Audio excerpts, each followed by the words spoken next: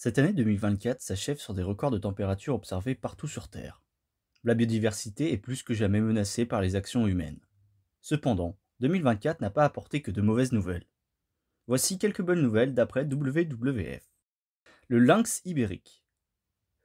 Le lynx ibérique est passé de en danger à vulnérable dans la liste rouge de l'UICN.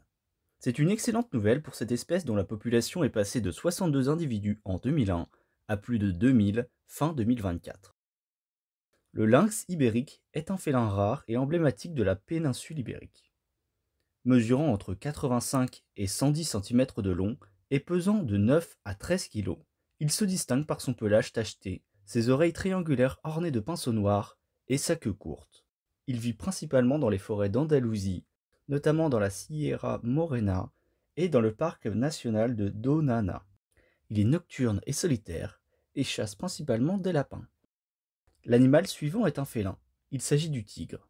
La population de tigres sauvages est passée de 179 à 223 animaux en Thaïlande. Au Bangladesh, les chiffres sont aussi à la hausse avec 84 tigres du Bengale. Depuis 2018, la population de tigres a augmenté de 10% dans cette région du monde. L'animal suivant est le crocodile du Siam. Le crocodile du Siam est un reptile menacé, autrefois répandu en Asie du Sud-Est, notamment en Thaïlande, au Cambodge et au Vietnam. Il peut atteindre une longueur de 3 mètres, bien que certains spécimens rares puissent mesurer jusqu'à 4 mètres. Ce crocodile préfère les eaux calmes des rivières, des marais et des étangs forestiers. Il est principalement piscivore, se nourrissant de poissons, mais peut également chasser des amphibiens et de petits mammifères. La femelle pond entre 20 et 50 œufs dans un nid qu'elle construit avec des débris des végétaux. Durant l'été 2024, plus d'une centaine d'œufs ont été trouvés dans une zone protégée au Cambodge.